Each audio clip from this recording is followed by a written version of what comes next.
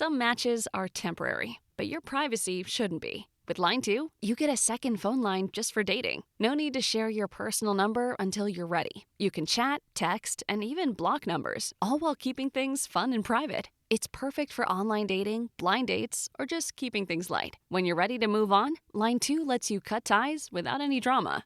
Dating should be fun and carefree. Line 2 keeps it that way. Ready to date on your terms? Visit line2.com/audio or download Line 2 in the App Store today.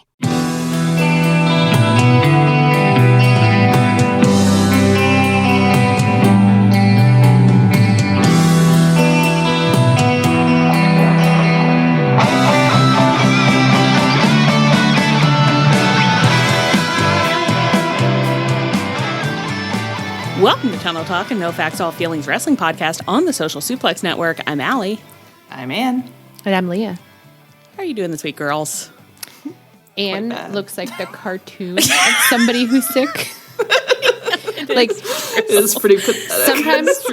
Sometimes when I slept bad and I was a little kid, I would wander out and my mom would be like, "Oh, babe, you put your face on sideways," and that's how Ann showed up to the Zoom. I love it because anytime I'm sick, I worry that I don't look sick enough, and that just normal people, just like my friends and stuff. I'm like, I wonder if they think I'm lying about being sick. I hope they can see it, and you can see it. You really can. Thank you so much. I was worried that you would not believe me. So classic Ann hopped on Zoom. She's pretending to be sick for some reason. It is true though. Once I got sick, in the second week of a new contract, and I had to call in sick, and I was real sick, and I was and then I went into work the next day, even though I wasn't feeling that well. And later, my boss was like, "Oh yeah, you look terrible." And I was like, "Okay, great, good, thank you." I was really I didn't want to call out my second week, but it feels amazing to know that. But then I've still had that experience where I'm like, I look like death. Someone tells me I look like death, and I'm like, I'm getting away with it. And it's like, no, babe, you feel like death too. You want to die. All the way in here. Yeah. And I was at a work conference this week feeling nauseated to hell. It was not a good situation. It hasn't been a good week. I'm sorry, Ann. But hey, here I am, ready to have a good time with you ladies. Thank you for sharing really though. What do we vibe. say? Yeah. Thank you for your Yeah, for anything, but I'm what do they say? What you'll I think just say thank you for the perseverance, right? Thank you for your perseverance.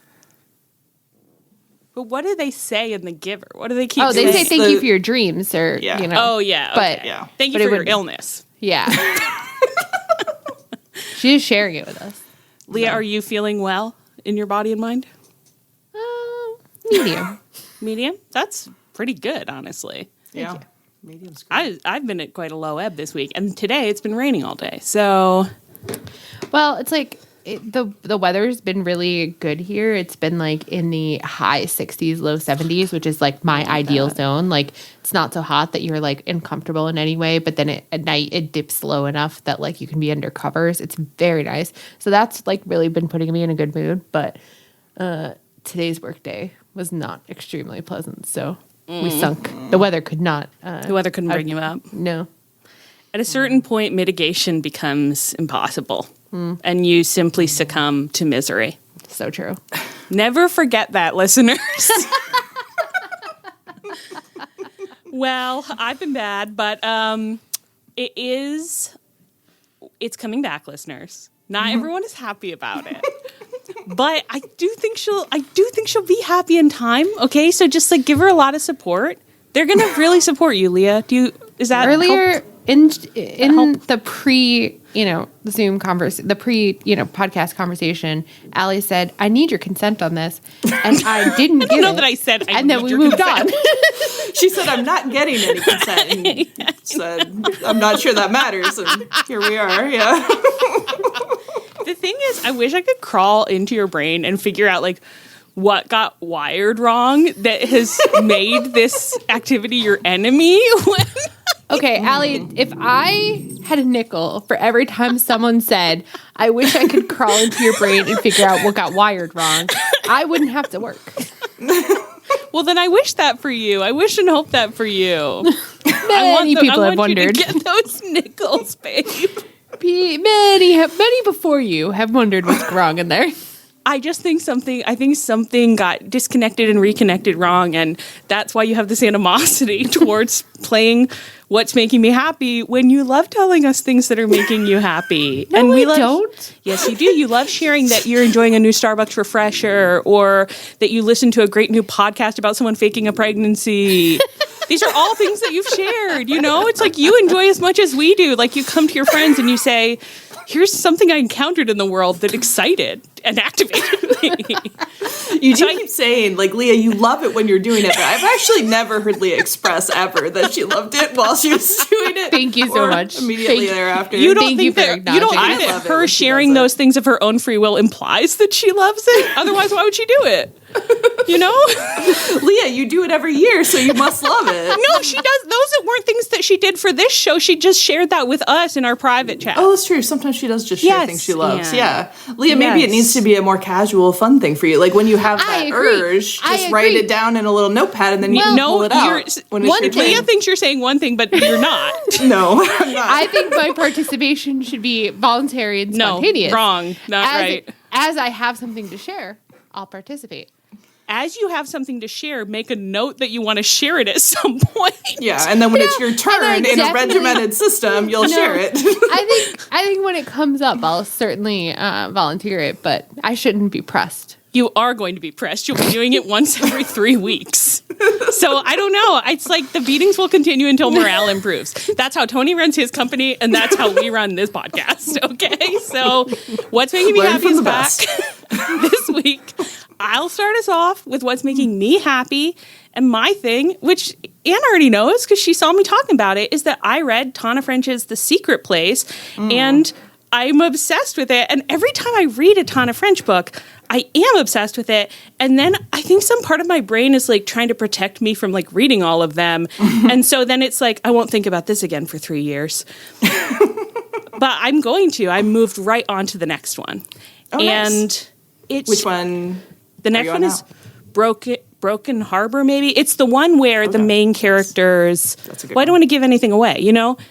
It's... you can do the premise, though. I won't give too much away. What I said to you on our private platform about what I loved about The Secret Place kind of continues in the next one.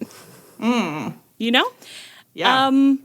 What I love about Tana French, I don't think these mysteries work always. I don't really think these mysteries work, but the energy of the mystery works, and things are always like shimmering, and like the emotions are really heightened in like a really interesting way, and she's just very good at like she suddenly gets you in the middle of like a pretty concrete, you know, like practical passage with just a little, I don't know, insight into someone's emotional life that's just like, oh shoot, that really is messing me up. So yeah, she's so good. I started reading just the detective chapters of The Secret Place after you were saying that, because I was like, that was so good. And I read it on the plane home like the whole way. And she's a really good writer. And I think the mysteries like really drive the plot. Like when she's done ones that aren't as detective-y, like I think she gets a little... like her plots don't move with enough energy, I think. Although some people I know like those ones better, but yeah, I think it helps her. It helps give her a structure, I think, because she's a very good writer of characters. She is, but she does also that. What was that book that I just read that I was complaining about the other day? And it was called like Margaret Goes to Cambridge, or no, it wasn't. I don't know what it was called, but it was the one that was a mystery, and I complained to everybody like, this is the dumbest. Oh, The Maidens. I was I hate this book. I hate the writing, and I hate that the author decided to write a mystery, but then at no point in the entire course of the book seemed remotely interested in how a mystery works or in engaging with the concept of like solving a mystery. Like she just kept skipping. Actually, it might have been I don't know if a man or a woman wrote it, but they just kept skipping the parts where it's like, this is where someone should be doing detective work, and you should be interested in describing like how they're detecting, but they didn't have any interest in that. But I like that Tana French does have a genuine interest, and is like, okay, I want to think about how people hide things and then how you figure them out. Totally. Yeah. So That's what's making me happy. Tana French, I'm going to read a couple, and then my mind will go very blank again. And then 3 to 4 years, I will have some new Tana French books to read that I will again love. Thank you, Tana, for my life. Okay, shall we talk about the wrestling? Yeah. All right. We begin with our beautiful elite. This week's Collision. I had to skip some stuff that I typed that had nothing to do with. Never mind. This week's Collision opened with Swerve coming out for an in-ring promo, but he was almost immediately interrupted by the Young Bucks, who strolled out to booze, welcoming the booze. Nick said, "Show some respect for your founding fathers," and they told Swerve, who had a match scheduled with Vanilla Baby, Blake Christian, for later in the night, they told him that they had pulled some strings and it would be happening immediately. And even though Swerve was in his street clothes. And I liked the part of this where Matt Jackson decided to really go in on the street clothes. He said, "You'll have to fight even though you're wearing leather pants. They're beautiful leather pants. They look so good, but you'll have to fight in them." He's a bad boy, but he's not a liar. No. He's not going to misrepresent the situation. He's still a sartorialist. And so Blake Christian came out. He and Swerve fought. The Bucks hopped into some little chairs on the ramp and watched. They weren't just folding chairs this time. They were like... But they were nice like chairs. director's chairs. They were a yeah. little higher than normal. Yes, I like that. And both the Bucks are just short enough that they had to clamber a little. And I have to say, I love that. I love that a lot. I love that as a short person who, whenever I go into the office, we have one of the rooms has the taller chairs, and it is humiliating in front of your colleagues to be like, and they have, those ones are worse because they are rolly chairs. So it's just like, excuse me while I just try and climb up into this chair that's actively trying to get away from me because I'm just a little girl. I thought it was good to have the director's chairs. So they watched from there. Eventually Swerve won the match. We had a little post-match stuff. Lee Johnson was there with Vanilla Baby, so he was kind of attacking Swerve, and then the Bucks were EVP triggering Swerve, and then Kenny ran out for the save. What do you guys want to talk about? I love the Bucks bit where they just sit and watch, and they look like emperors waiting for their rats on a stick, and it's a good bit for me every time because they do such a good job of every time the camera's on them, they're making like hammy faces and shaking their fists or responding in some way. It's like they like to kind of like whisper to each other too, like they're like really having some thoughts about what's going on in the match. Yeah, and they're so good at just being, like, annoying in general. Like, when they came out and then Swerve made this face that was, like, not quite an eye roll, but it was very, like, oh, boy, like, here we go, which I thought was masterful work from everyone.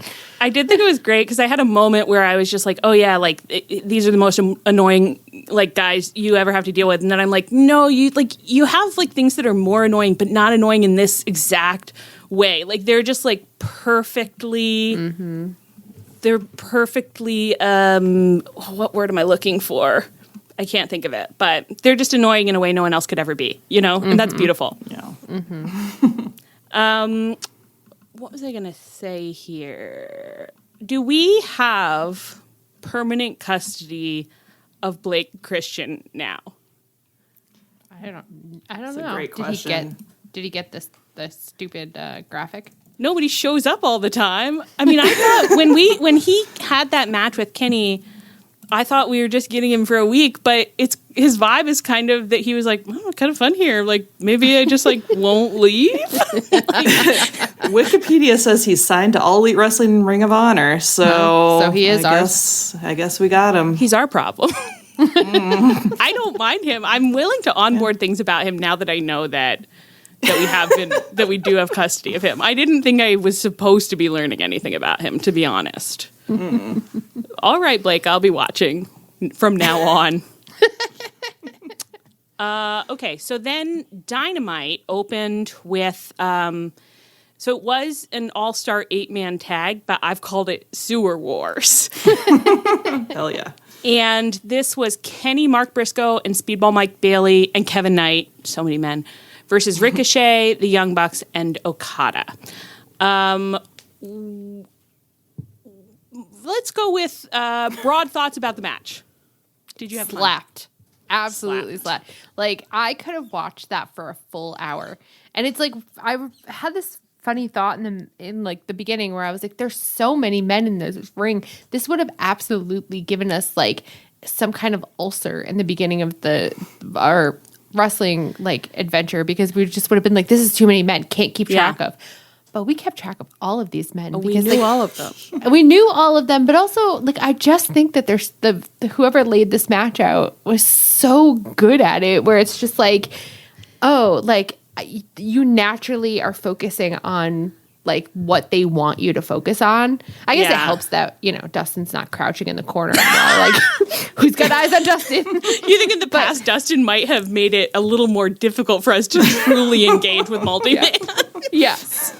I do think that might have been part of it. That we're like, enough with the people in the ring. Show me the man on the floor. But I think it is a compliment to this match that it had. Of course, last week we really engaged with our sewer boys and we like really learned their names and like what teams they were on and stuff, obviously. But I wouldn't, and I've liked them thus far. But in this match, even when they were the new people were the ones being highlighted, I was very interested. Like suddenly I was like, okay, this is fun. I'm really following like what's going on. And I didn't keep thinking like, where's my Young Bucks? Like, because I knew they were there. I knew they were safely there nearby. And like, where's Kenny? Like, sometimes I did think like, I hope he's not hiding under the ring. Is he okay? Like, I did have a moment where I was like, everyone in this match is having the time of their lives. Except Kenny, who still might be in an existential crisis. But I think you said, but he's showing up anyway, which was really encouraging to him. He came to work, and that's all that counts. Can we post this meme that I made later? Yeah. Please. Yeah. Barbie.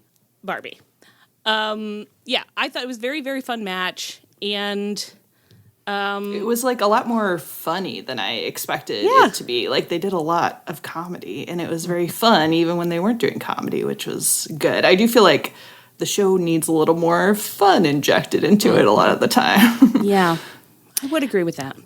I really liked the Ricochet and Matt Jackson interactions, like both the like Matt giving Ricochet his hair, but also like the whole part where Matt accidentally hit Ricochet and Ricochet got mad at him for a couple minutes, and Matt does what we all have said people should do during Friendly Fire, where he was like, hey man, I didn't mean to do that. That was an accident. See, that other guy ducked, so don't be mad at me about this. And Ricochet eventually was like, no, that does add up. You probably all right. Yeah. Yeah. Good work, Ricochet. You two listened and communicated. I'm proud of you. That's growth, baby. I think we also all said it was very funny when the Bucks and Ricochet came out, and Ricochet, of course the Bucks always have a middleman to stand on either side of, but Okada is their middleman, but they came out with Ricochet, so it's like Ricochet is just on one side of them, just being like, and me in the mid, no? Okay. No, and he had this like weird little eager look because they did their like arm pose, and he was like, yeah. Where do you guys, stay over here? Yeah. Okay. You guys are doing great. Anywhere? Oh, okay. Yeah. It's a little like, hey, there's kind of like a really natural place for a third. No? Okay. That's no problem. I won't rush it. You know, when you guys are ready, when you're ready, I'll step in. When you've decided that you're bored of and want to kill Okada, I'll be here. I'll still be here. Just ready to slide right in that middle anytime you want. And what kills me about that is that I know every man in that position is like, yeah, when you turn on that guy, I'll be here. And I'll be the one guy you don't turn on. It's like, never. It's so important that nobody ever learn. You know, that's how the world of wrestling keeps on turning. Every man says, I can fix them, and they are wrong. And they're like, what's wrong with us? There's nothing. I was going to say, we all know, like, they won't find that true middleman until they meet someone who says, I can make them worse.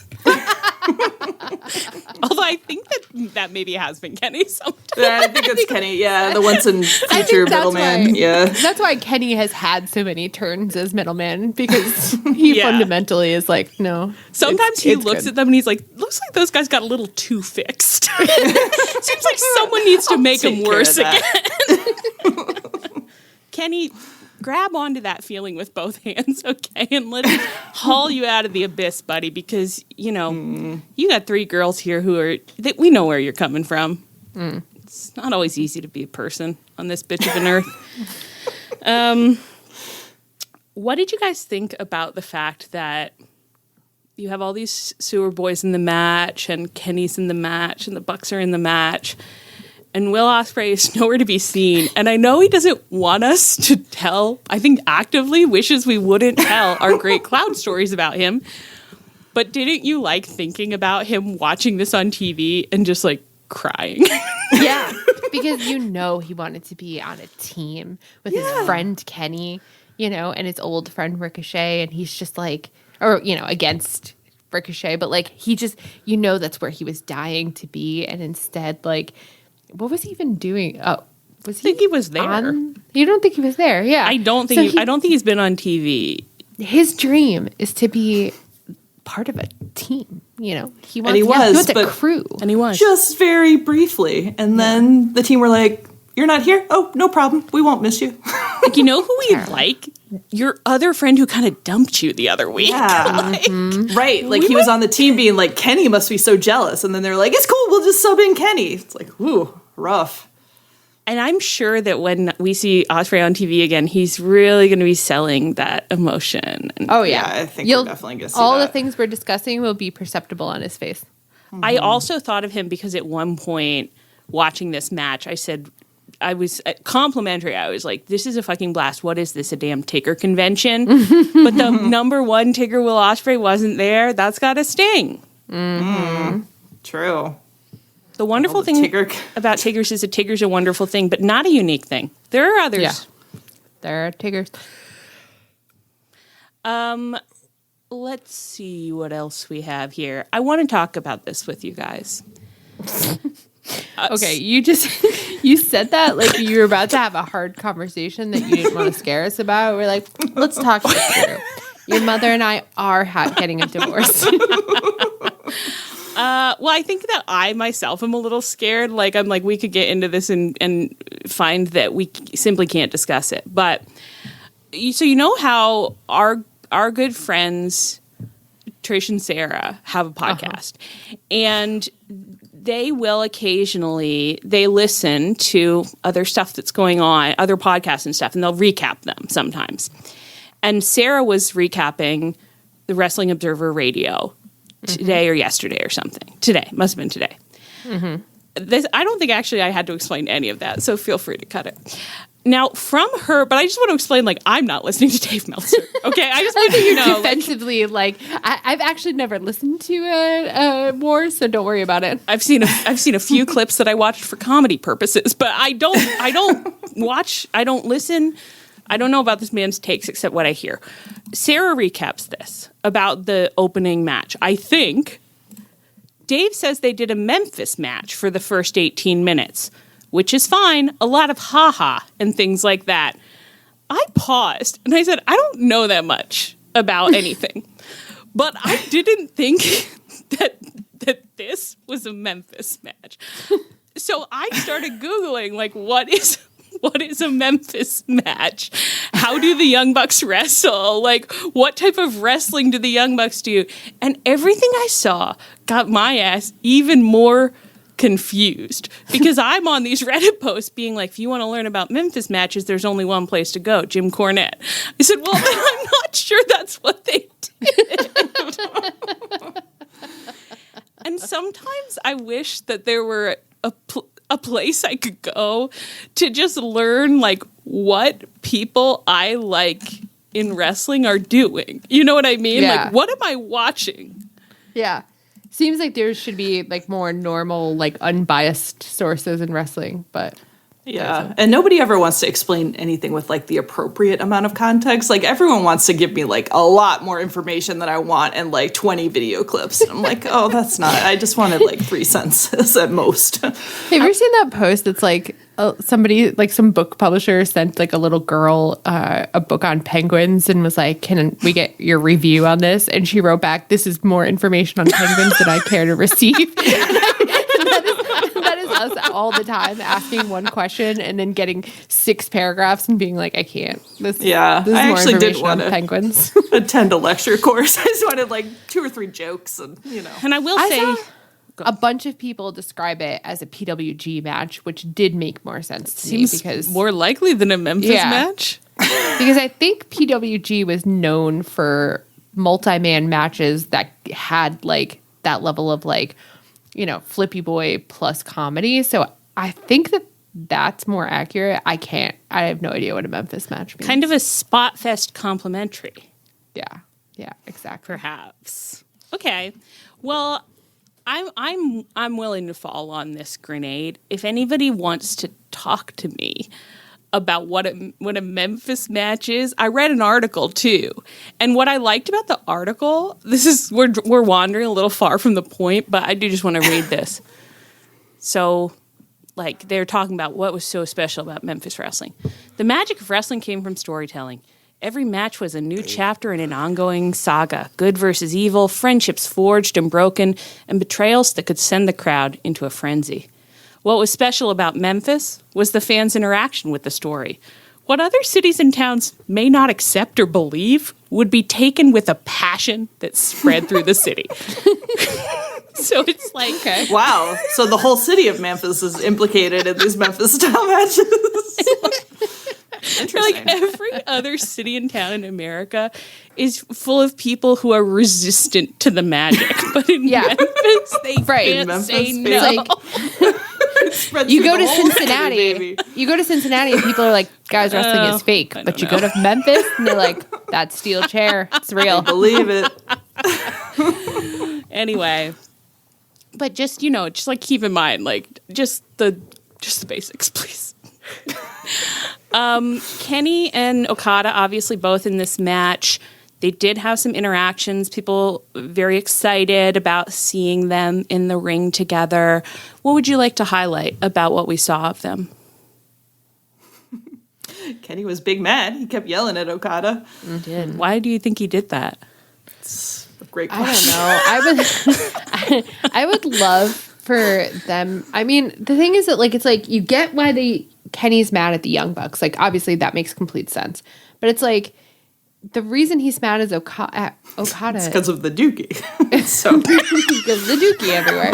Yeah, absolutely. But it's like the Okada stuff is from New Japan, and I don't know that stuff. And yes, someone did recently send us a video explainer, which I did not watch. I'm so sorry, Eric. She can't watch video. No, we'll probably see it at some point.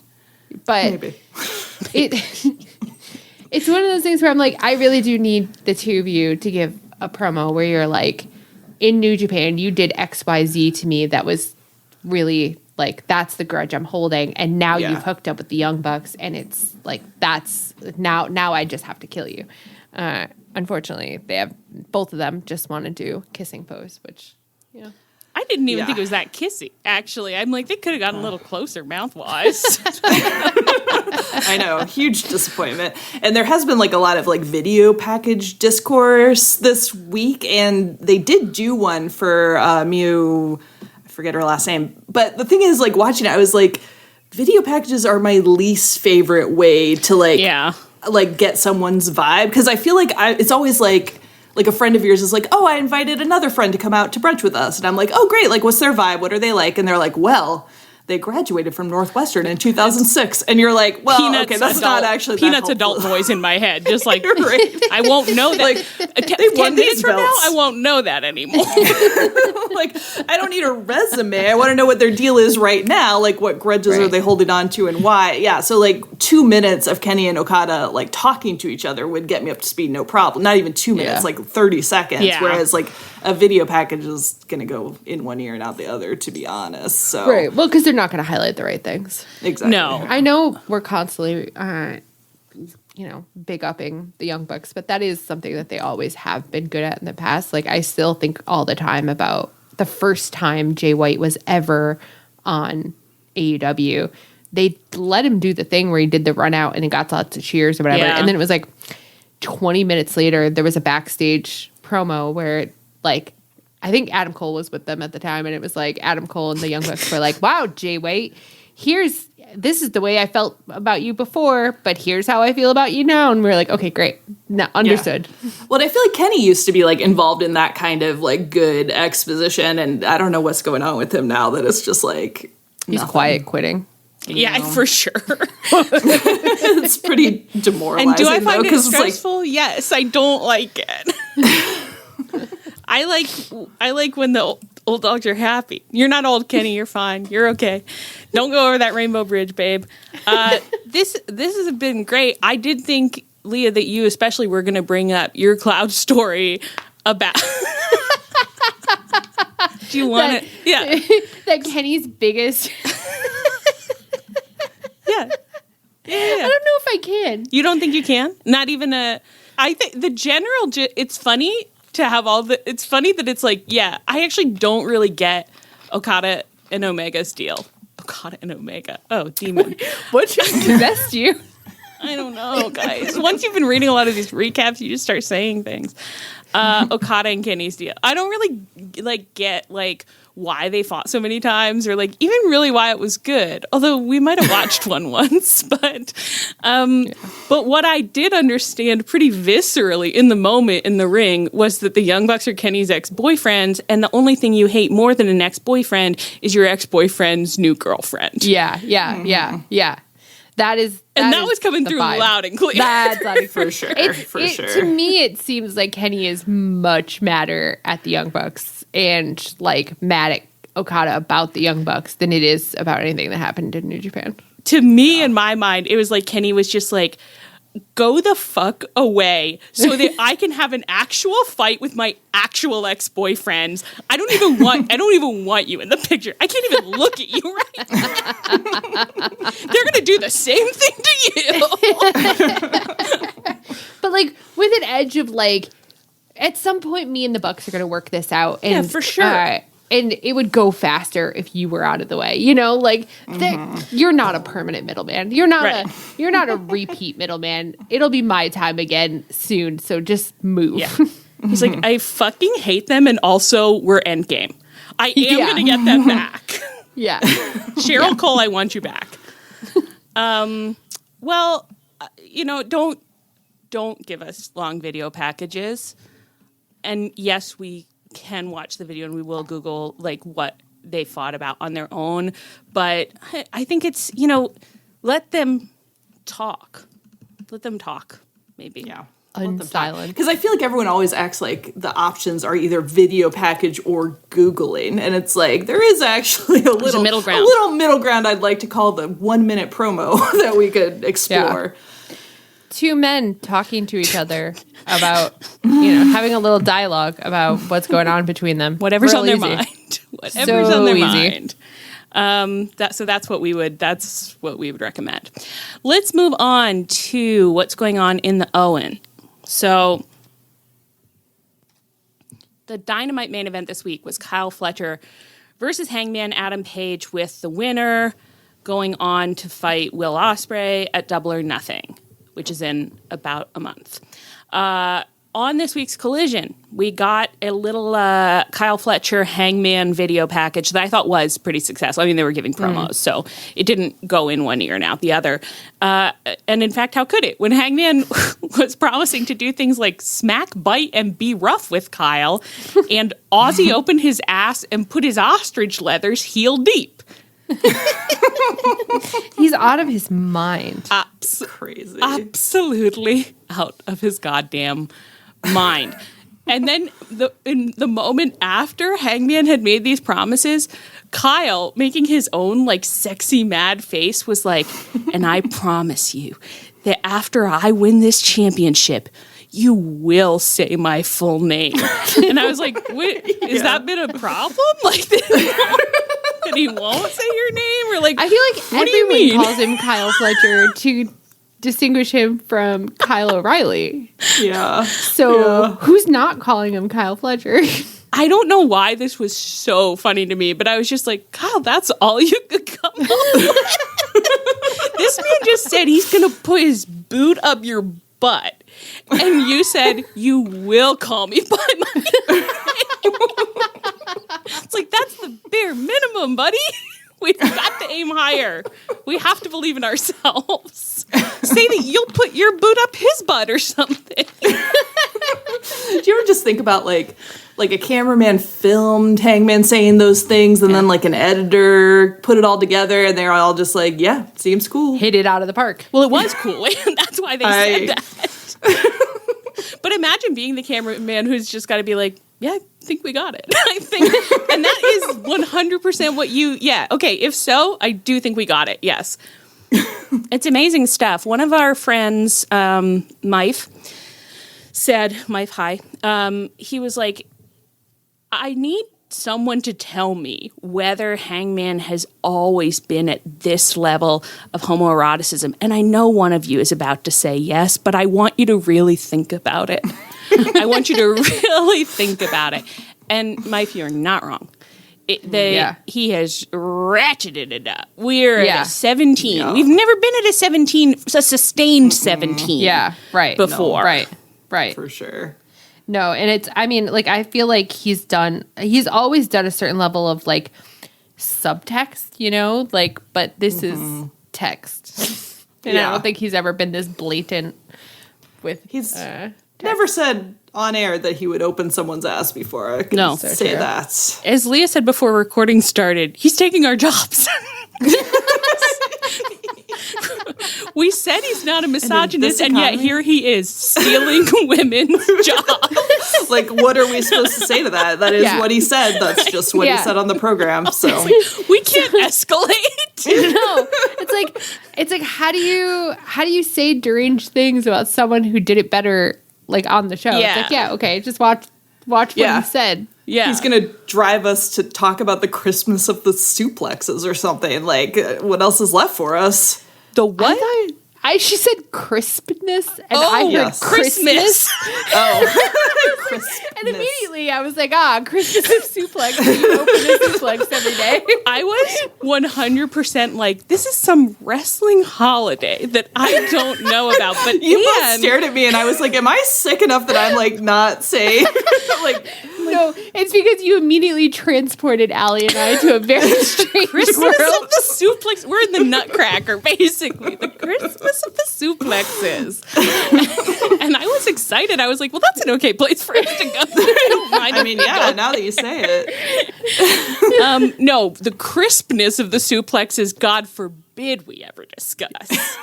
If you ever hear us, I bet we've done it once or twice, but we should have to put money in a swear jar, basically. Yeah. Every time we say a move name. Yeah. Nope, couldn't get there. Thought I had one. That's good. You gotta keep that money in this economy. Keep it in your little pocket. Thank God. You like Kyle's gear? It was a real Pepto-Bismol shade of pink there, which I applaud, of course. I loved it. I love that it was such like baby girl pink, but like his name on his ass was like still written in like heavy metal font. That's great.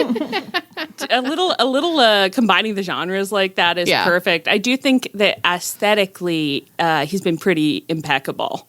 Yeah. Because he also understands about escalation comedy. He does, yeah. I feel like the cut of things was pretty weird this time too, although now I can't like remember, but it was like, did he have some kind of strange shoulder gear? I don't know. He might have. Maybe. I don't know. It's possible, certainly. He was so bright. The pink was so bright that it's like, who could discern the shapes of the gear itself? It was just a big pop in the eyeballs.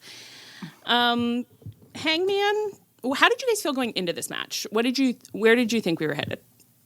I love the vagueness of the original question, and just like, well, I was a little hungry, and I was Guys, Can we get another mental health check about where you were when this match Ready for started? bed, but I was generally pretty happy. I was flagging quite badly as my sickness was coming on. making I'll tell you sense. that much. Yeah.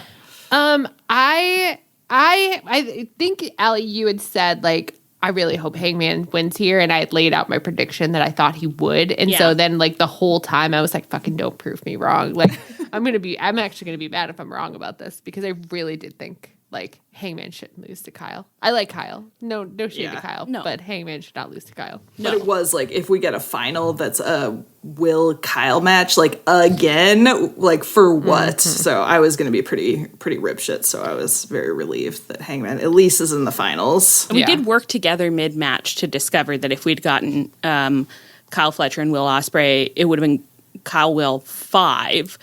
And that's and they of course they're very good at wrestling each other, but I said I don't want to see 5 from you two until you earn it with a crying Jag. Yeah. Okay. Exactly. I need to see Like, a little you've gotta emotional show- work before you're allowed to touch each other's bodies in that way again.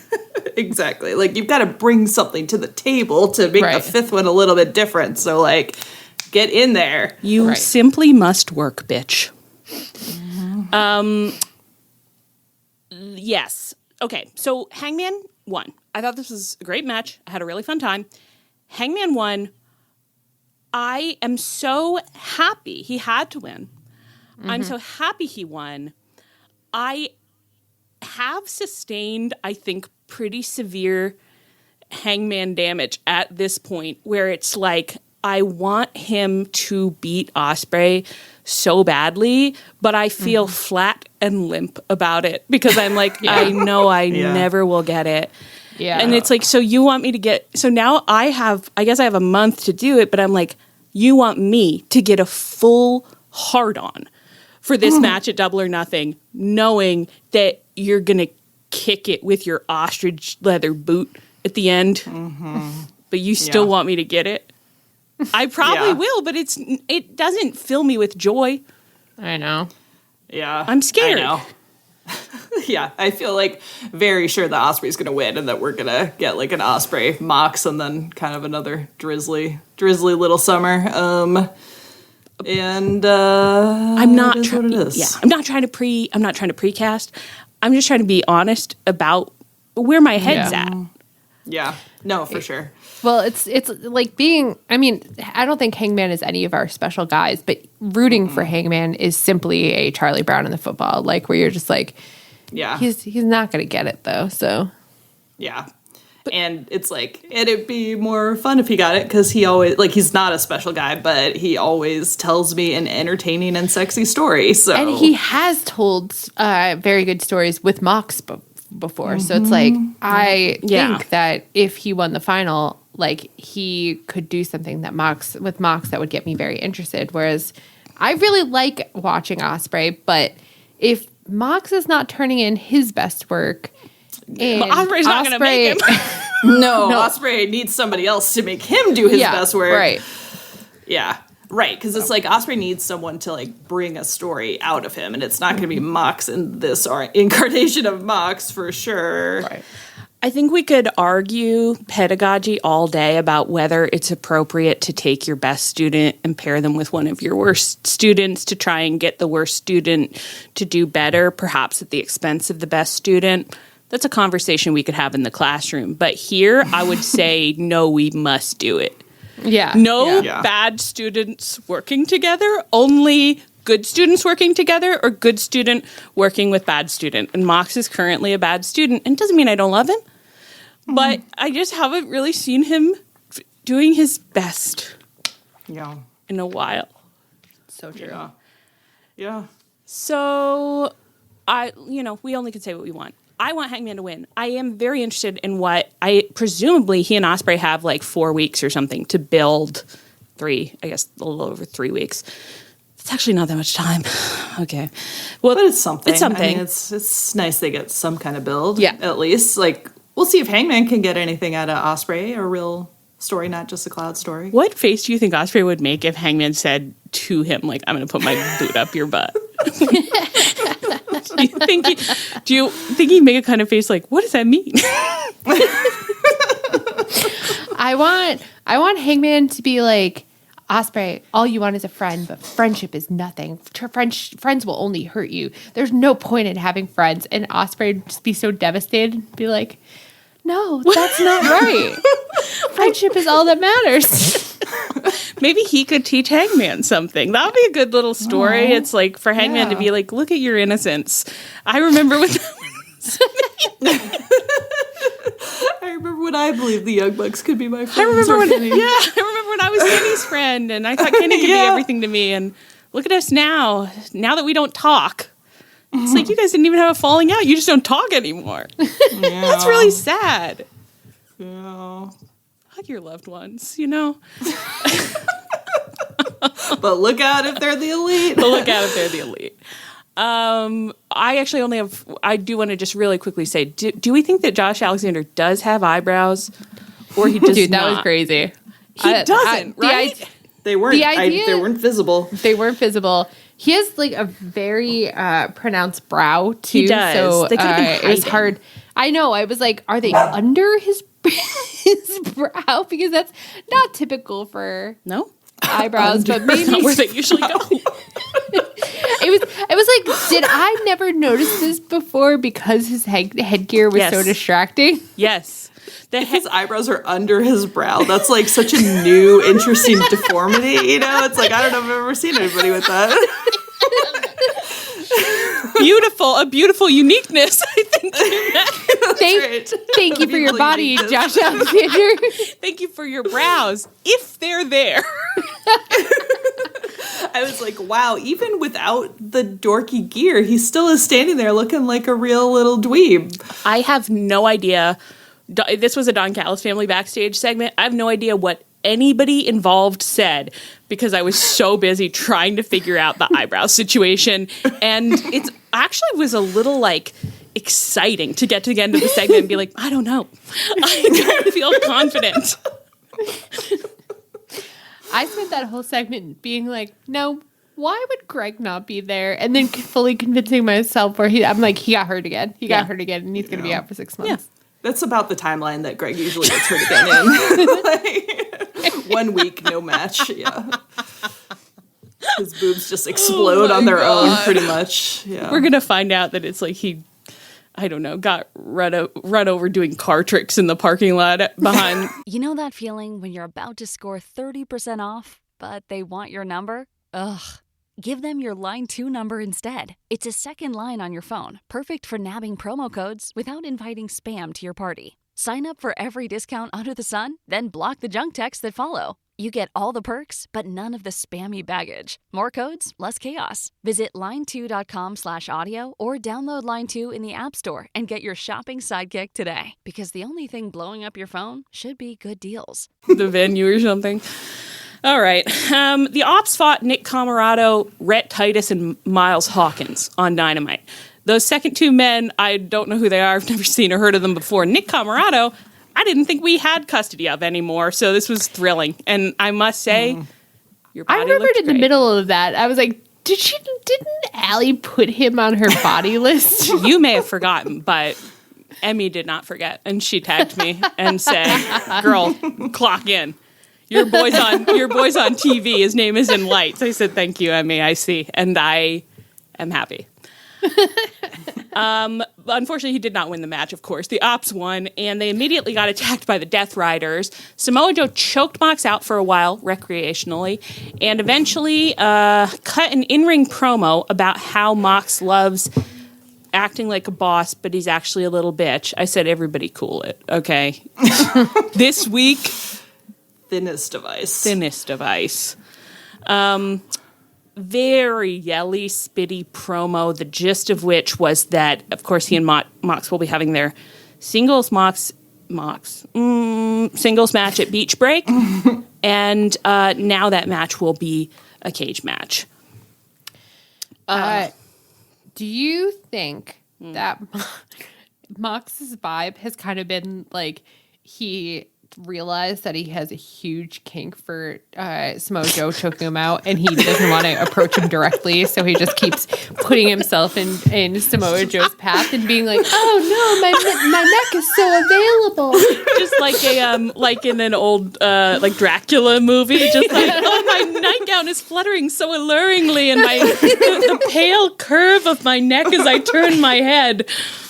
Yeah, that sounds about right. It seems that way for sure. Yeah. Wow. What if that was, it's like, he doesn't, what if he wanted to do his same Deathrider stuff, like all of it at the same level, and the only way Tony could bargain him down was like, what if we gave you this like really fun choking feat? You'll get choked every week, but Every it was single week. Sweeten the pot a little bit. Mike said, okay, yeah, that works for me. Yeah, that's the sugar that makes the medicine go down for sure. I can work with that, brother. I don't know why this is happening. I don't know why. I don't know. I mean, it's like, I was going to say he's got a feud with someone, but of course we've already said, like, why is he still the champ right now? Because if he weren't, he wouldn't have to feud with someone, and this wouldn't be happening. So true. So true. Could have gone a different way with it. Could have. Why is this cage match not happening at Double or Nothing? That's confusing. I think, well, this is why I asked, because I had seen someone, like, who seemed to be, I never know if anyone has any information, but usually we do get the Am I the Asshole match at Double or Nothing, right? Yeah. So then I feel like the speculation is like, it's not happening at Double or Nothing because we're going to have the Am I the Asshole match, which I guess would be the Opps and Friends with the Deathriders and Friends. I don't think they have enough men. So it's like, we're going to... No. Because usually those are like a 5-on-5 or something. Yeah, I think it's usually 5-on-5. So they would both sides would need to go make 2 friends. And I'm not sure. I don't know if those men can do it. I don't know if they can make the Friends. And I also was like, these groups of men, who's going to plan the match? It's an Am I the Asshole match? Who's planning it amongst all of you? All get in front of me here. Who's the project leader? Yeah, it's very like, I don't know if any of you are really in a fun place to do fun things. Yeah. The Deathriders the have vibe been I'm pretty getting. hammy, so what if they really leaned into it and it was like a Roadrunner match, and it's lots of like big oversized TNT Dynamite sticks and like mallets that pop out of Acme boxes. I do actually think like gimmick matches are good for Mox at this stage in his, like, I don't want to see a singles match that's not like a cage match or an Am I the Asshole, you know? I will say, Anne, that your tone in your notes on this was brutal. It was I don't even remember. Cold as ice. You said the only way Mox can apparently perform anymore is with a gimmick match. I was like, wow, a really cool demon possessed. It sounds like she's being like, he needs a sex toy to satisfy a woman. Yeah, I mean, he's lost the touch. It wasn't unfair, but it would have, if I were Mox, it would be very hard to hear. I'm like, I'm glad he's not in these notes. That would be demoralizing. But maybe a little demoralization is what you need at a certain point, you know? Okay, well, so... Maybe he likes getting choked out and humiliated, you know? There's nothing wrong with that. My tone on that was pretty weird. There's nothing wrong. Mercedes had a sit-down interview with Renee on Dynamite, which was a pretty normal to good sit-down, but which I liked because Mercedes was doing this acting where, like, in the middle of the segment where she was promoing, she looked like she was lifetime realizing how much she loves herself. Like, just being like, and I've done this, and am I the best woman alive? And I liked that. I thought it worked really well. Later in the show, Toni Storm fought Mayu Yamashita and won. And afterwards, Mercedes came out and she was kind of attempting a mid-Atlantic accent, right? Yeah. Oh, yeah. Oh, yeah. I loved how bad it was. It was so bad. It was perfect. Yeah. I loved it. She's clearly having fun. Like, she's feeling so comfortable in herself, and like, being able to taunt Tony using a very bad imitation was just so funny. She's really I feel very fondly towards her in a way that like I didn't immediately, so it's really nice. Yeah. I like her a lot now, and I thought was just perfect for her to be bad at it. And she was basically just like, I'm going to beat Jamie Hayter, and then I'm going to come for your title. And then Jamie Hayter came out, and I guess I'll read it. Should I? Are we too scared for me to do that? I didn't Google it. No. What did she say something? Oh yeah. No, this is just what Manolo said about it. I was like, did she say something? No, she didn't say anything, but Manolo said that Jamie Hayter came out and decked Mercedes in the mush. Yeah. I don't know what that means. No. Where is the mush? Where is the mush? And you might say, like, why didn't you go back and rewatch the segment to like figure out where she got decked? I guess it's the face, maybe? The mush? Yeah. But it sounds like... I would have guessed belly out of the... Unfortunately, I think it sounds like the female version of when Taz says yam bag region. Yeah. But I guess you probably wouldn't usually deck someone there. So... Yeah. No. Unless you're Tony Storm, when you might, but... But then you'd still have to be... Because to deck is with the... And it's like, you gotta... You know what? Yeah. And let's not go deeper into that, perhaps. Yeah, let's not go deeper. After they got decked in the mush, Mercedes ran away in the world's funniest possible way. I don't even know how to describe the little run, scampered, sort of, but very cowardly. I loved it. It was. Well, because she was in, heels and a skirt, so it was, downtown New Year's Eve scamper. It was very fun. Do we have anything else here that we want to talk about? Anna Jay is back, and she beat a jobber, and then she got into it with Penelope Ford, which is a real fun throwback. I got kind of emotional. I know. I got excited to see them together. I was like, and those are the first women I met. Yeah, those are my friends from preschool. My mommies. Yeah. Similar concepts. And then she got her neck stepped on by Megasis. So I'm at my leisure to see more of that. And Anna Jay, I would love if your boyfriend came back to work too. I'm so happy to see you. Stop making knives. No more knives. Back to work. Why does Tony lose so many of his toys? Because he doesn't clean down his the room. back of the couch. You know it's because he doesn't Jungle clean Boy's his in room. there somewhere.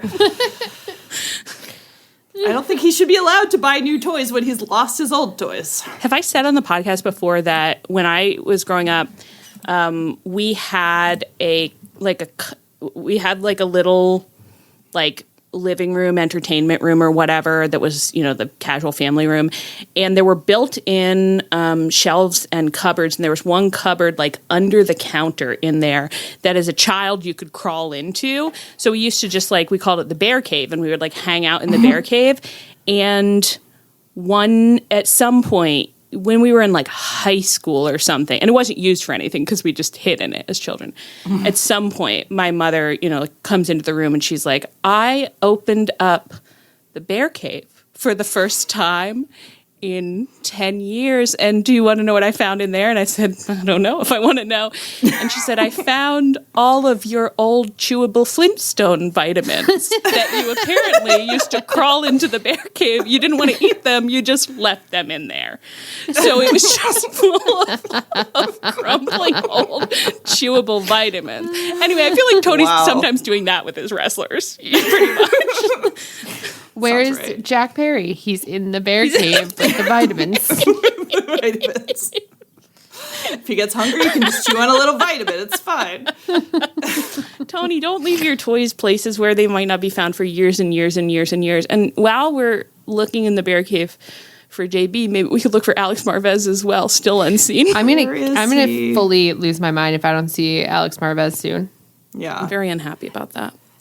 And, like, of course I love Renee, but when I see a sit down and it's not JR running that sit down, it's disappointing. It's like Renee is too sympathetic, to be doing the same. You've got to have that JR energy of that. Why would you say that? Why would you say that? Why would anybody do that? I think we have to be the only podcast who's like, enough with Renee. Bring back JR. Well, the thing is that Renee has many good qualities. she's so good at everything she does, except a specific type of like sit down where you just need someone whose vibe is like looking around like, can we call someone? Actually,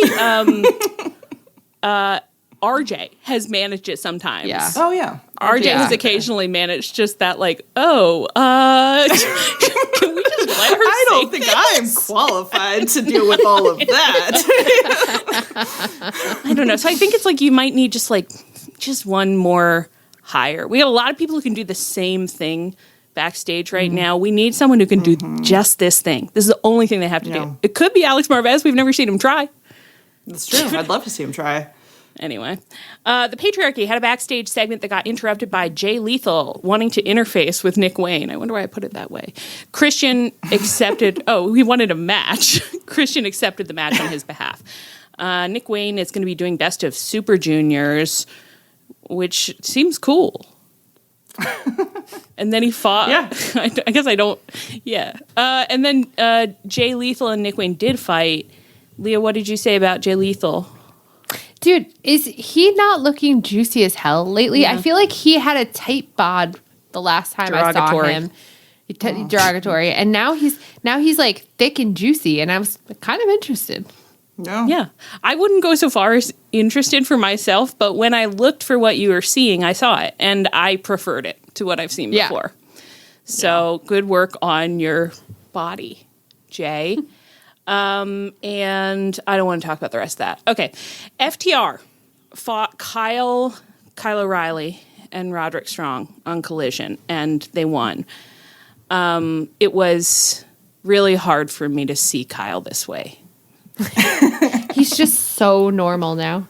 It's really upsetting. I was looking for something in an old episode of ours recently, and I caught me during a phase of extreme passionate love for Kyle when it's like I was saying things that now I like.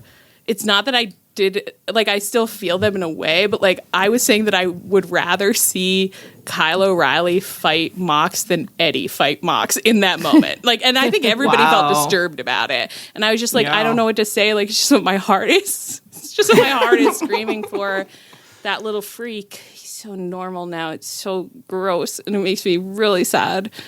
Really I did watch a backstage segment. You're right. That was weird. Go. The Paragon was doing like some merch selling thing, and Adam Cole told Roddy to put on a t-shirt, and Roddy failed at it so badly. Like, it was as if he'd never seen a shirt before, and he just kept flipping it around in his hands trying to find like the neck hole, maybe, I don't know, and I just kept being like, now what do you think is going on there? And did Kyle say something about like, what are you going to wear to the spring fling, Roddy? And then Roddy was like, I can't wait to put this shirt on so well for Kyle. And then was like, I don't know what this is. I don't know how this works. I really want to put this garment on, but where does it go? Does it go over my ear? Does it go on my knee? It was like an alien being like, so humans have one head and three arms. No, God. I'll get this. He was like quick, like shifting under there, being like, how many limbs do I need to make this work? I can do it. You're right. That was really weird. We haven't seen that in the ring, but thank you, Leah. Thank you for reminding me of that, because it has raised my spirits again. So after the match, FTR tried to fuck up Adam Cole, but Danny Garcia ran out to kind of save him, and then he cut the speech being like, he said, hey, FTR, two of the biggest, fakest pieces of trash I've met in my entire life. I kind of like that, because I was like, yeah, that is how a child would yell at someone. He said, you want to stab me in the back? You didn't dig the knife deep enough to finish the job. Now it's your problem, because week after week after week after week, I will be after you until I get my hands on you and make you pay. And then he and Adam Cole shook hands, and I think I was in the middle of typing, like, if Danny Garcia is going to be feuding with FTR, like, isn't he going to need a? And then I saw them shaking hands and said, oh. Oh, okay, yeah, oh, okay. Repulsive. I hope Danny Garcia enjoys being in Paragon. Who would? I don't know.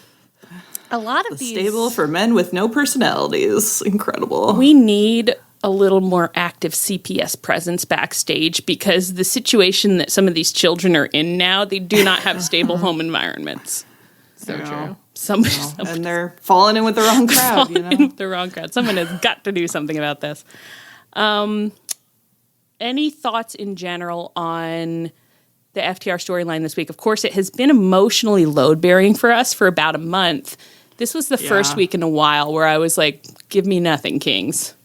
I know. Yeah, it really was their worst week in forever. Like, there was just nothing weird and awkward about it at all. It was just dull. Yeah. They've returned to form where they're just going according to the beats that, they always hate. It actually made me think maybe they shouldn't have Stokely. I'm like, maybe that I'm always willing to say egg on my face, like maybe it's so important that you be fucking this up in your own special, unique way. That's true. Yeah. I know. I'm really struggling with that because I really like Stokely and like I want him to be back on TV, and so I'm happy to see him. And in some senses, seeing him talk versus seeing FTR talk, of course, I would like that. But I don't actually think that their energies really mesh that well, and so it doesn't seem like it's a partnership that's really gonna excite me. Sorry. Yeah. Don't apologize to me. It's true. And it is fun to watch Daxicast do like the world's weirdest, worst promos, whereas Stokely is doing like normal, medium, good-ish promos, and I think I had I don't know. I don't really know what I feel about Stokely and FTR's specific dynamic. Maybe what I felt was that it hadn't really been highlighted at all, which I objected to. And I think I felt a little bit like, if there's like a movie that you love because it's really bad and then they get like a really big budget for the sequel and it's like, okay, shut it down. Yeah, you got it. That is true. Yeah. Don't give them money. Don't give them money. Like they only thrive when they have nothing. Yeah. Yeah, and it's like Stokely knows what a joke is, and Stokely has comedic timing, and so he's going to be looking for the joke, whereas FTR has no comedic timing, and therefore end up being funny by accident, which is their best scenario, you know, because they're rarely funny on purpose, but it turns out they can be quite funny on accident. Yeah. It is and funny in ways that most people would never have thought of doing, It's really unique. It is a uniquely sublime feeling for the past month to have left those FTR promos being like, God, what do you think they thought they were doing? Do you think they thought it went well, or do you think they thought it went bad? Did I think it went well, or do I think it went bad? Like, I don't know how to feel about any of this except like exhilarated, like just pulsing with adrenaline, like, what is this? I'll withhold judgment, but I would say, it's like just don't invest. Put that money in the stock market or something, as Mark Briscoe recommended. Don't spend it on production values. Keep those low. Yeah. Okay. Yeah. We, as you can tell, we slid fast through a lot of the events of the week. It was a bit of a filler week. It's going to be a little throwback. We haven't done this in a while. We are going to play the dating game. Mm-hmm. Hell yeah. Are you guys feeling limber? Didn't like that? I hope so. I'm definitely at my most innovative and mentally sharp. Yeah. So. We did have to update our randomizer, and by we, I mean me. I had kind of completely lost track of what I was doing, so I had to update the randomizer really quick on the call before we started recording, so we might be missing some new people, but we think we got a lot of them in there. Okay, you girls ready? Yeah. Yeah. Okay. Do you want 2 or 3? 3. Oh, let's. No, Oh, I was going to say. you're going to say 2. Oh, we could do 2. I mean, I just think it's 3. funny to continually be like the couple is this, and then this third person is there. That's true. Yeah. Gives I us do. some- I just like some that. options. That's funny Yeah. to me. You can all. I think what I'll say is you can always ignore the third person if you don't want to use them. Yeah. Yeah. Here we have Chris Jericho and Cool Hand Ang. And then our third person is Kyle O'Reilly. Well, Jericho and Cool Hand have a history, right? Like they were in the jazz Jericho- together. That's right. Yeah. And Chris was not happy. He got No. dumped, I Yeah. think. Yeah, they all left him. Comedy of And remarriage. now, like, the learning tree is kind of breaking up, and Oh, yeah. maybe like Cool Hand is kind of like, we're losing Danny. He's getting into bad influences. There's, he's going normal, and we need somebody who can drag him out of normal. And then and it's kind of like a Parent Trap thing where it's like as they work together to rescue their child, they fall back in love. Wow. That's very beautiful. I was Yeah. thinking like slightly lower rent. I was like, maybe Chris Jericho is just like feeling pretty bad and just like texting all his exes like, you up. It's like just texting Cool Hand Ang, like, you up. Did you ever think about the good old days? I like that you keep calling him Aang. What is it? Like the Avatar. How am I supposed to say it? Ange, because Oh. it's from Angelo. Oh yeah, I don't like that. Yeah. Well, I guess it's just when I look at it, like it's so hard for me to internalize that should be a soft G. Okay, I accept this criticism, but I'm going to keep saying Ang. It's not really a criticism, and it's No, I love quite it. complimentary. Oh, good. Perfect. Yeah, I just want him texting. And the thing I love about when Chris Jericho comes up is that I think we all agree that we're like, Chris Jericho loves going on dates to his own steakhouse. We were like, he Yeah. owns a steakhouse yeah. and he takes dates to his steakhouse. So I love him. Like, he's like texting Cool Hand, being like, you up? Like, want a free meal voucher for my steak? He's like literally like sitting at a table for 8 by himself because no one else has showed up, like in Hex, and then texting everyone. And Cool Hand's he's hungry, so Free steak is free. actually he's backstage and he's next to Kyle O'Reilly, and he's like, Jericho texted me to go get steak, and Kyle's like, yeah, why not? It's like, well, I guess. I love the idea that it's like, he texts back, he's like, oh, okay, I'll come over. I'll come get steak. And Jericho is like pretty excited. Like, this is a pretty good response. I mean, when you're texting everyone on your phone, this is a pretty good response to get. It's someone you have actual history with. And then that guy shows up with Kyle O'Reilly. It's just like, okay, I'm not sure what the vibe is going to be here tonight. It's like probably not romantic, but it could be a threesome situation. It's hard to know. Is Kyle O'Reilly like the least datey, like the person you could bring to ruin the vibe the best? Yeah. Potentially. To confuse it, certainly. Like, I'm like, I guess ruin it if you really thought it would be romantic, but again, I think it's similar to what I was saying about FTR, where I'm like, there would be an exhilaration to Kylo showing up. Like, it's just like, now what are you going to add to this vibe, and what were you intended to add to this? Why did you bring him? And then Cool Hand is just like, I don't know, he's just next to me. It's just there. It's just, sometimes He you had just the look rental over, car. he's just there.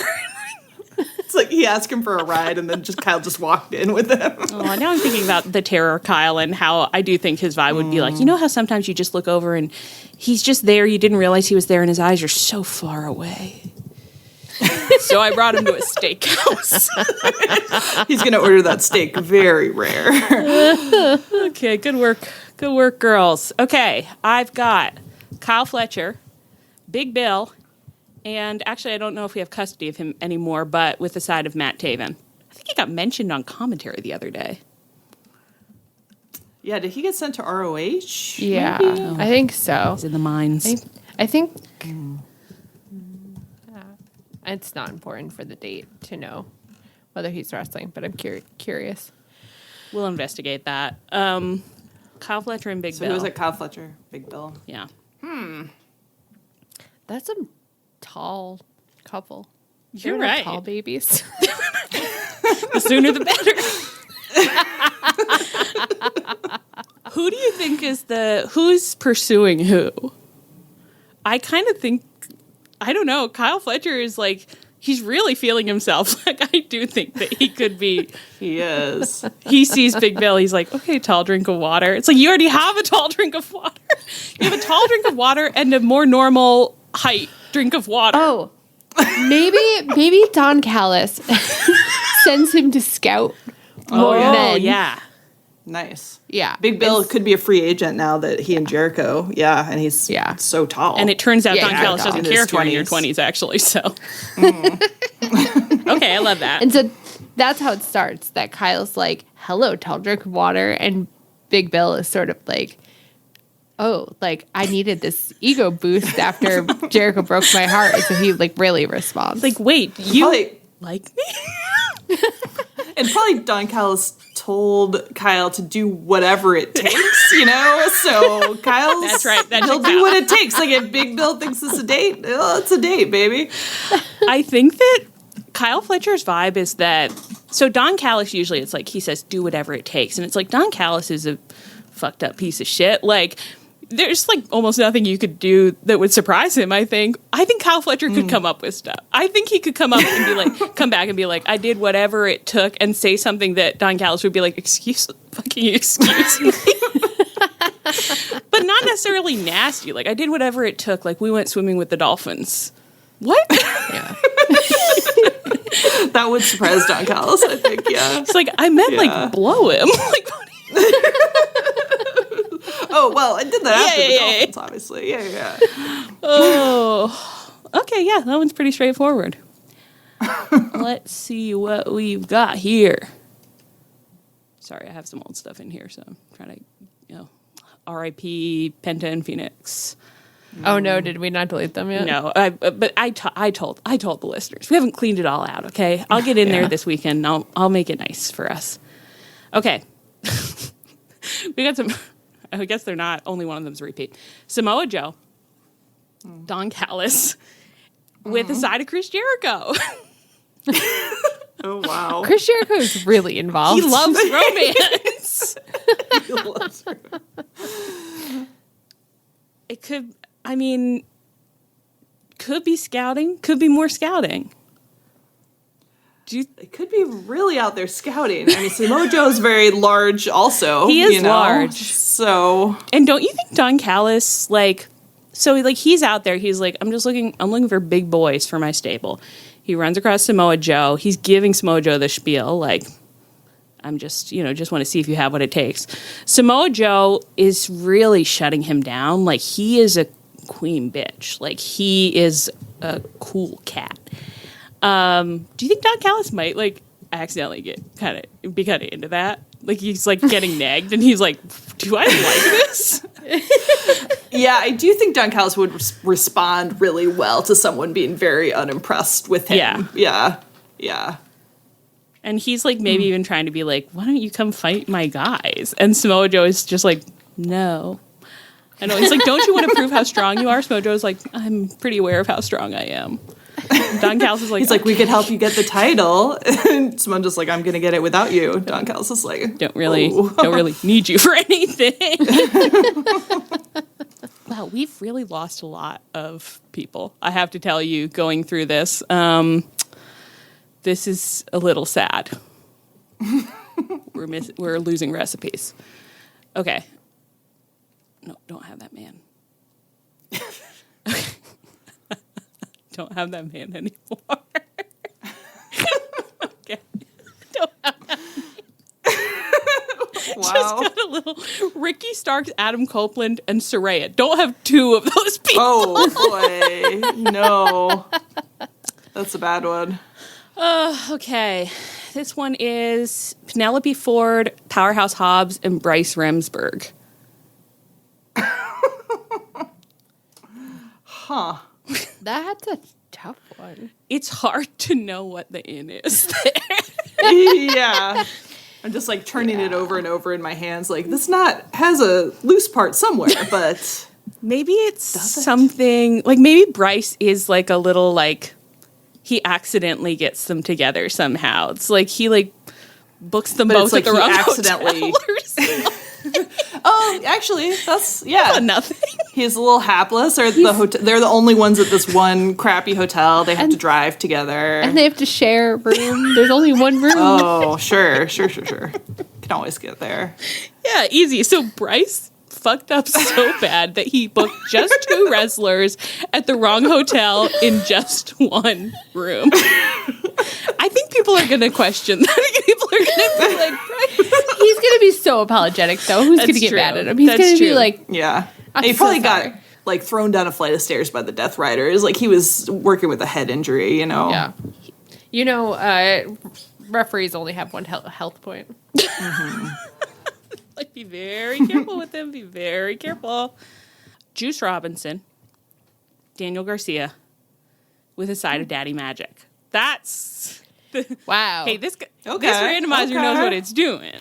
But it's a little bit like these 3 people won't stop doing their bits long enough to fall in love. And why is Danny Garcia always bringing his dad with him to sexual events? I know. I feel like we have booked that before, actually. Oh, that's right. No, the show booked it. Right. The show booked it, in his sex dungeon. I forgot. It's so important to bring your dad to stuff like that. Don't you... Juice Robinson as Animal from the Muppets... Don't you feel like he could be courting Danny Garcia for months, and Danny Garcia does not know that that's what's happening, and he's just like, "Wow, Juice sure is around a lot, but he's a fun guy." He brings me the funniest stuff sometimes. Like, yeah, Juice's idea of a date is like, let's go throw watermelon off the overpass. You know, and Danny's like, sure, yeah, and it's like it's a huge romantic gesture. He's like, "I'll go down there, and you can throw it on me. Throw it on my head." Give me right on my head. Danny's like, yeah, it was a pretty fun night. I guess I broke a watermelon open on Juice Robinson's head. I think the daddy magic role there is that Danny Garcia comes back to their family suite at the end of the date and Daddy Magic is like, what did you get up to, little Danny? And Danny's like, yeah, I think it was pretty fun, actually. For some reason, I was like, I don't know, I was just like throwing watermelons at Juice's head. And Daddy Magic is like, you've been seeing Juice a lot recently, huh? You guys have been doing a lot of watermelon-based activities. And Danny's like, yeah, I don't really know what, he's just kind of around a lot. And Daddy Magic is giving him this look that's like, I know why he's around a lot. I know what this behavior means when an animal is behaving this way. Can you imagine Daddy Magic giving Juice Robinson the "what are your intentions towards my son" talk? I guess I do think they would just be talking past each other the whole time. But Daddy Magic would also have to be like, and I know you understand you're also a father to the guns. Oh my god. Okay. Should we see if we can get one more good one? Yeah. I'm not sure this is a good one, but Tony Khan and Excalibur. Already. With Danny Garcia on this. Danny Garcia is not getting them together. He certainly is not. Like, if he was like, I can't believe I saw my parents having sex about Nigel and Tony Schiavone, imagine what his vibe would be about Tony Khan and Excalibur. Yeah, no one's coming back from that. That's... Wow. I can't. Do another good one. Do another good, okay, huh? Yeah, but cheat until you get a good one. I don't know why I can't get any of our new people in there, and I've gotten Chris Jericho like every other time. Like something is not. He knows he's not on TV right now. But okay, you can have this one. This one's Tony Schiavone, Big Bill, again, and Chris Jericho. Jericho. This is like Chris Jericho has like snuck into your computer and he's like, I'm not on TV, but God help me, I am going to be in every round of that dating game. If I'm not featured on TNT HBO Max television, I sure will be in the dating game. Okay, bud. Well, you are. Okay. There's a demon in the randomizer tonight. because, I'm just clicking, I'm seeing what else I can get. This one, and this actually might be quite interesting. This one is Don Callis. Don Again. Callis. Oh, sure. And Hangman Adam Page. And Were we talking about if someone had an identical twin we didn't know about at some point in the recent past? I feel like maybe. Anyway, it'd be fun if a second Don Callis suddenly showed up, Don Callis would be a multiverse supervillain. So that adds up. If this is some kind of like Into the Spider-Verse situation where suddenly you got 2 Don Callises on your hands, that checks out. And do you think Hangman was doing something with like a multiverse machine of some kind that like collapsed, that accidentally brought a second Don Callis into our universe and that he's running around trying to fix it? And meanwhile, the 2 Don Callises are... Now, here's my proposition. Okay, the 2 Don Callises, they see each other. They're like, one Don Callis can destroy a wrestling promotion. 2 Don Callises can destroy the world and would love to do so. So it's a supervillain team up. Hangman is like, what the hell am I going to do about this? I caused this problem. And eventually he's like, can't stop them. Maybe just distract them. If I could convince them to fall in love with each other. And I could rechannel their energy into that. Yeah. I mean, it's not a bad plan. It certainly would buy you some time, I think. If nothing else. If nothing else. Like, I think it could be a beautiful love story, but sure. Could buy you some time. Well, just, from Hangman's perspective, I think it's not a bad plan. It's fair to suggest that perhaps Hangman would not go in beautiful romance first. Yeah. What do you think the Don Callis couple vibe is when you've got 2 Don Callises? Just like telling each other how beautiful they are, oiling each other up. How powerful they are. I don't think they even discuss each other's beauty. Sure. I think they're like, you're the most powerful man. You could have any man. You could have any man here. But I have you. And they just keep saying that together, but I have you.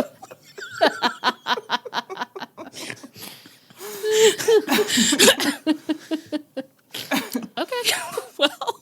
I think this was successful. Yeah. I don't think one couple successfully got together, but that's kind of our thing. It is. It's only when we have men on the podcast that they tell beautiful romantic stories, and we tell stories that are like, have these girls ever met a date before? We'll never tell. I am going to have to really investigate what's happening here because the number of Tony nieces that have come up. Oh, no. The number of, this is Sarayas that have come up. Santana and Ortiz somehow are both still in here. We'll look into it. I'm really sorry, guys. That's on me. But we did get that Don Callis super special team up out of it. So was there anything you wanted to talk about tonight that we did not get a chance to talk about? No? So. Okay. On that note, I've been Allie. I've been Ann. And I've been Leah. This is Tunnel Talk. Our theme is by Chris Corkin. You can find us on Twitter, Tumblr, Twitch, Blue Sky, at Tunnel Talk Pod. Via email. That's us. We're Tunnel Talk Pod. I was busy counting them on my fingers. Via email, tunneltalkpod@gmail.com. We have a souvenir stand. You can find that at chop-tees.com.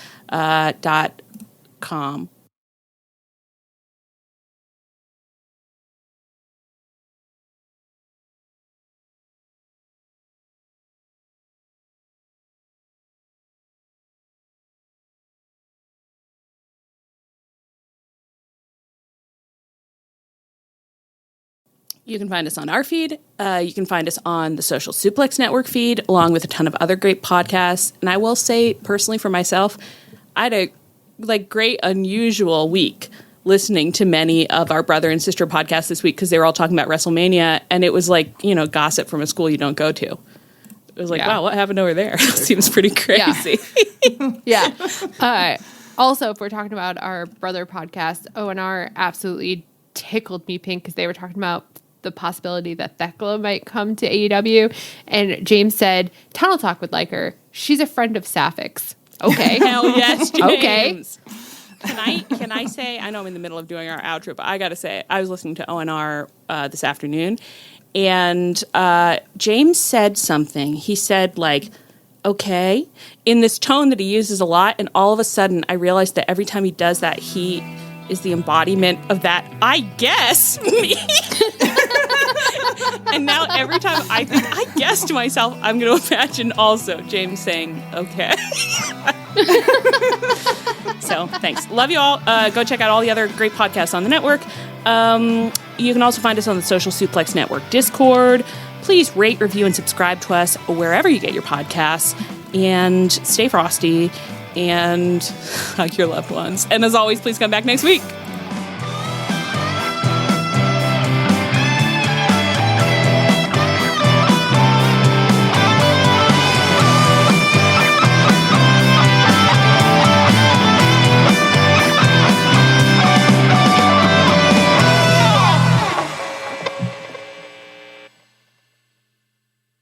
You know that feeling when you're about to score 30% off, but they want your number? Ugh.